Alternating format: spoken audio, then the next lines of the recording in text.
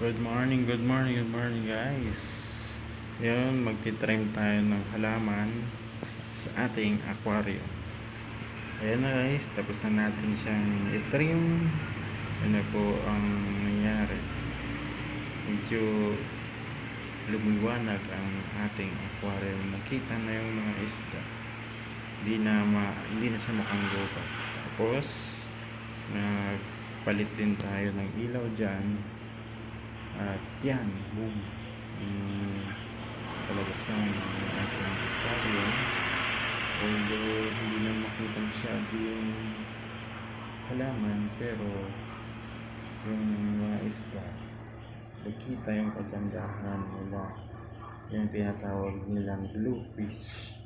Ayan na po siya, nag-blue po siya talaga dahil yan sa ilaw ng kulay blue. Mga bagay na bagay sa mga bluefish at sa mga glowfish katulad ng titra at danyos. Ang pagkakaalam ko ay meron din yan sa mga bita. May glowfish na rin yung bita. Yan guys, salamat. Export po.